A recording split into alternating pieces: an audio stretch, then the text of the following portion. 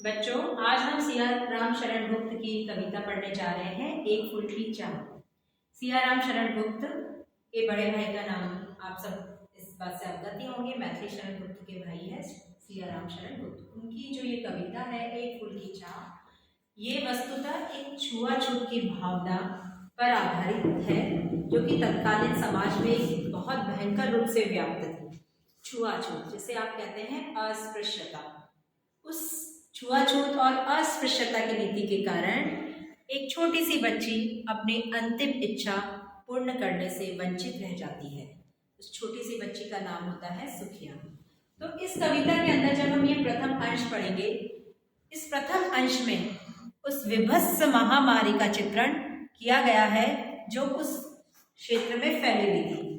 उस महामारी के फैलने के कारण उस समाज का और उस क्षेत्र का कैसा हाल था, माताओं का कैसा हाल था जिनके बच्चे मृत्यु को प्राप्त हो गए थे, उनके हृदय में किस प्रकार से हाहाकार मचा हुआ था, इस सब का वर्णन हम इसके अंतर्गत पढ़ेंगे। ठीक है, तो लाइन टू लाइन आप समझेंगे। उद्वेलित कर अश्रु राशियां हृदय चिताए धक्का कर, महामारी प्रचंड हो फैल रही थी उधर उधर। उद्वेलित, उद्वेलन मतलब होता है हृदय में हलचल मचना, भाव व्याकुलता। ठीक है, जब हम किसी दुख या विषाद की घड़ी में होते हैं, उस वक्त हमारे हृदय में कितनी उथल पुथल मची होती है और आंखों से निरंतर बरबस अश्रु धाराएं बह रही होती है, उसका बड़ा ही मार्मिक चित्रण कवि गुप्त द्वारा यहाँ पर किया गया है। भाव का विहल होकर अश्रु राशियां, आंसुओं की राशियां, आंसुओं की लड़ियां लगातार बहती जा रही थी। किसकी? जिनके बच्चे उस महामारी की चपेट में आकर मृत्यु को प्राप्त हो चुके थे। हृदय चिताए धधका कर, उनका हृदय चिताओं के समान धधक रहा था। जिस प्रकार चिता जलती है और उसमें से जो अग्नि की ज्वालाएं निकलती है, उसी प्रकार से उनका हृदय चिताओं की भांति धधक रहा था। महामारी प्रचंड हो फैल रही थी इधर उधर। महामारी अपने एकदम तीव्र और प्रचंड रूप में इधर से उधर फैल रही थी।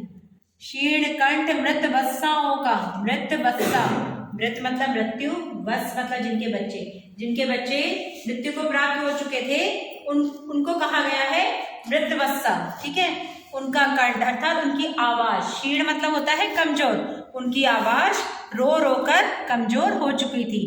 करुण रुदन दुर्दांत नितान, उनका रुदन अर्थात रोना करुणामयी था। दुर्दांत नितान, हृदय को चीर फाड़ने वाला, हृदय को चीरने वाला, अत्यंत जब वो हाहाकार करके रो रही थी, तो उनका रुदन था, उनका रोना था, वो हृदय में एक हलचल मचाने वाला था।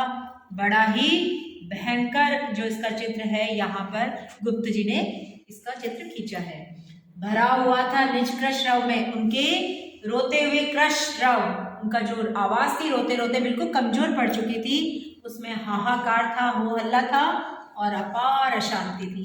एक कभी न खत्म होने वाली अशांति व्याप्त थी। अर्थात इतना करुणामय चित्रण और इस प्रकार का चित्र कवि द्वारा यहाँ पर किया गया है।